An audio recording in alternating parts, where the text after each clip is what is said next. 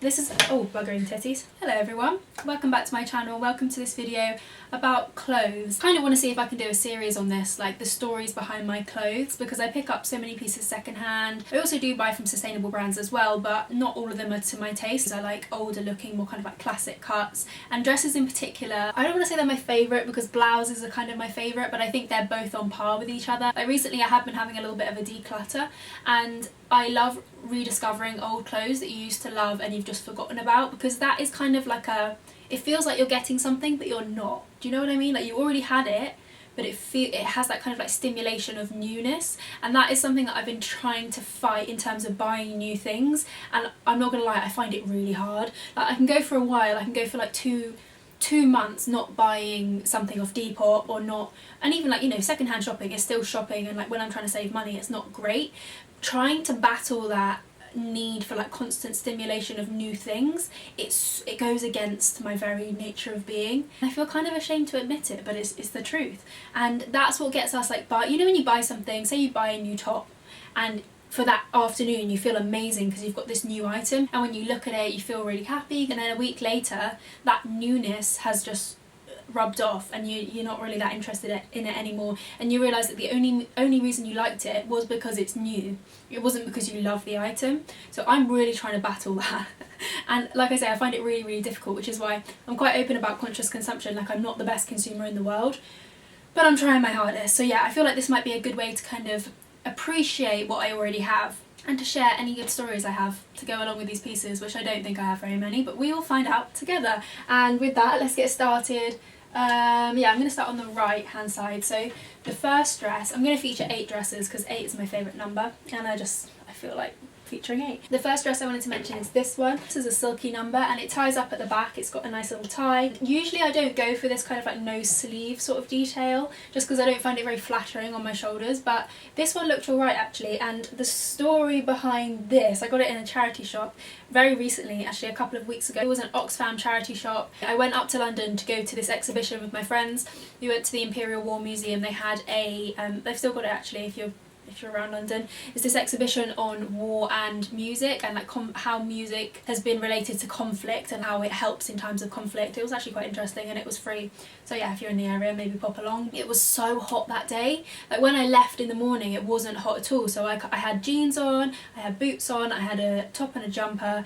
Oh my goodness, biggest mistake, to the point where I had to buy a whole new outfit. Well, I didn't buy a whole new outfit because that would have been unsustainable, but I just thought I'll buy a dress and change into it. So I kept my boots on and I bought this dress. It was £20 in an Oxfam, which was more than I was expecting. It does feel really good quality. It's like this very lightweight silk. The only problem was that I wasn't wearing a bra. If you know me, quite a lot of the time I don't wear a bra because I don't have very big boobs, and sometimes it doesn't matter, like you can't tell. And the top that I left the house in didn't really matter, you couldn't really tell. In this, it was pretty obvious. That was an experience. This is very thin material, so thin that you could also see my pants in it, and I didn't really realise, but I was wearing black pants and yeah, you could see through the fabric. So I had to take, I feel like I'm gonna get a lot of judgment for this, I had to take my pants off. So I was literally walking around London the whole day, no bra on and no pants on. It was a blustery day. Like there were a few very close calls, and like this dress, when the gust of wind gets it goes straight up. And like I say, I learned that the hard way. I wouldn't choose to go commando around London. I feel like that's quite unhygienic. Especially like if you're wearing a skirt, I feel like it's unhygienic. Maybe if you're wearing, I don't even know, I'd wear pants if I was leaving the house. Most of the time I just wear pants. But anyway, that's that one, that's dress number 1. And then moving on, this one again might get me some gross points as well. You can kind of see the sweat stains on this, and I wanted to mention it because this was my graduation dress. So you've seen this before if you've been watching my channel for a while, but I don't wear deodorant. Not only do I not wear bras, I don't wear deodorant, but I'll be able to get these stains out, don't you worry. I know it looks disgusting, I'll cover it up, don't worry. It is one of my pet peeves when I'm going through like a charity shop and I find a white blouse that I love and then I see it's got sweat stains in it. But yeah, this dress I got from a charity shop in Nottingham. I think it was around a tenner, 10 to 15 pounds, and it's this really pretty white lacy dress. I think it's very nice, very classic. It looked nice on graduation. I hope it looked nice on graduation. I feel like it did. It was quite warm because obviously I graduated a year ago, if you're wondering, and it was very warm, hence the sweat stains. Partly because it's warm, partly because I was kind of late, but then they wouldn't let me pick up my gown and cap, and then like to go into the graduation ceremony. So I was late to the graduation ceremony. I was late anyway, but I was late to the graduation ceremony, and then I had to be called out as an added extra name at the end, and they got my name wrong. So all in all, a good show, good times. Number 3 on my list is this one. I feel like a lot of clothes I kind of remember where I wore them, and this dress I got in a charity shop. Again, most of my dresses I get in charity shops. It's originally by East, and it is a bit too big. I feel like I kind of want to pin it in a bit, but I don't really know how you do that. Maybe that'd be my next alteration venture. Very good quality. Like, East is quite an expensive brand firsthand. See, it's kind of pleated, sort of mesh, not mesh, like chiffon-y pleated material, but it feels really, really soft and smooth. And this is the dress I wore the last time I saw my nan when she passed away. So I don't know why, but I just kind of connect it to that, but like in a nice way. And it was the kind of dress that I feel like I always end up talking about my nan. I'm not like still hung up on it. Well, obviously it's still sad, losing a family member, but a lot of stuff is kind of tied to her memory, and this is one of those things that's kind of tied to her memory. She just had a thing for flowy dresses, so if I ever wore like a long skirt or a long dress, she'd love it, and she'd be like, oh, give us a twirl.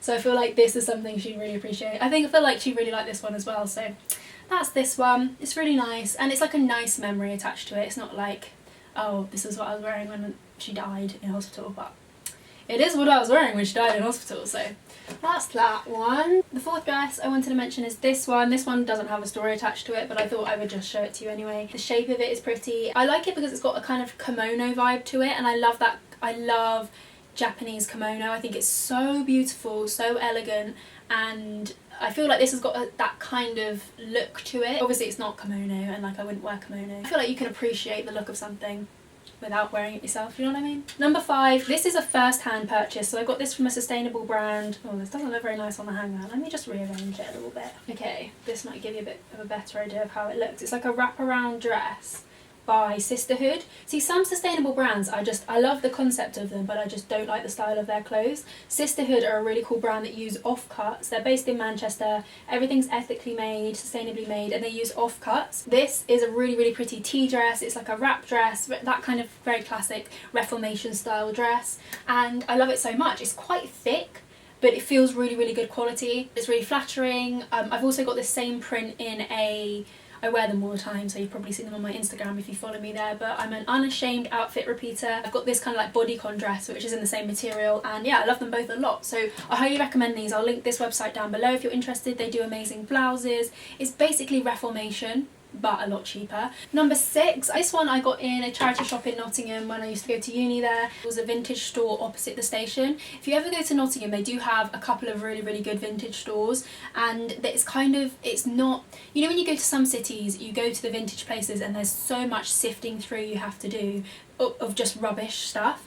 This place opposite the station is called Hopkinson Vintage, and it's like a world of treasures, and it is slightly curated. There is some rubbish stuff in there, but there's so many unique pieces in there as well, and I got this from there. I think it was around £20. Quite Reformation style, isn't it? It's a little bit too big. I wish it was a little bit more fitted. I love the gingham print. The yellow shade makes it quite unique, and yeah, I like this a lot. Second to last, this one is very creased, but I wanted to mention it. I would give it an iron before I wear it, but this again I got in Nottingham, but where did I get it? Oh, Cow Vintage. Got it in Cow Vintage in Nottingham, which is another vintage store. I do kind of miss Nottingham just because I miss just like wandering around on my own and shopping at vintage stores. Like, that was how I spent a lot of my spare time. Cow can be quite expensive sometimes, but I remember this being quite reasonable. I think it was around £12, I think, from memory. It's funny how I remember these things, or I kind of have a estimate of how much it costs. And one particular time I remember wearing this, which is attached, you know, I have like good memories attached to it. It was just a day last year. It was nothing,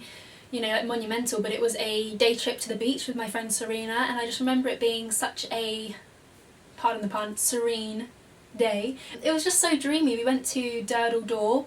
If you've ever been to Larwood Cove or Durdle Door, you'll know that it is beautiful. It's on the south coast of England. It's in Dorset. If you can catch it on a sunny day, you could be in Greece. Like, it is beautiful. The water is so blue, and we just sat on the beach and read and sunbathed and paddled and had some ice cream, and we went to the pub, and then we watched the sunset over Durdle Door, which is this arch made out of rock. And it's like, obviously, where it's been eroded in the middle turns into an arch, then my A-level geography coming back to me, turns into a stack once the arch collapses, and then it goes into a stump, I think, and then it just erodes away. But it's so beautiful down there. If you're in the area, I recommend. And then last but not least, I wanted to mention this dress. So this I got in Shoreditch. I'm not a huge fan of Shoreditch for vintage shopping. Sometimes you get lucky, but I feel like Brick Lane is massively overhyped for secondhand shopping, and I do have many recommendations for thrift shopping in London. I should definitely do a video on that.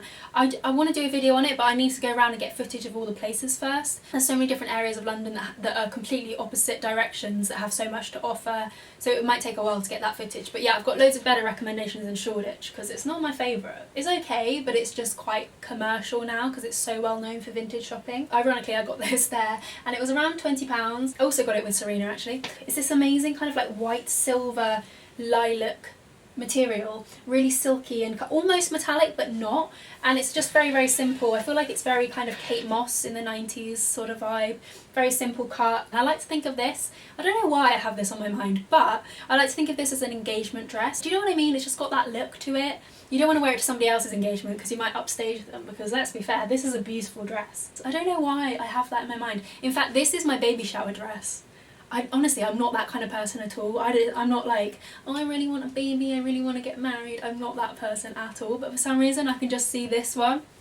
This is just an old dress from Zara that I've had for years, but I feel like it's got that ethereal vibe. You've got a bit of room to breathe, so if you've got a bump, it'll be fine. And not really a story with these two, just kind of like a future projection that maybe one day I'll get married and maybe one day I'll have a baby shower.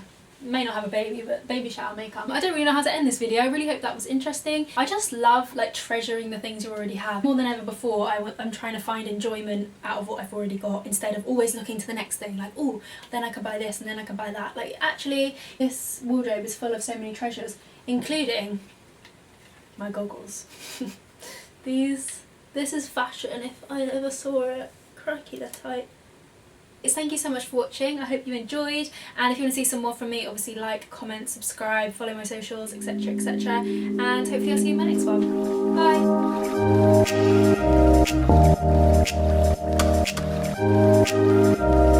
Bye!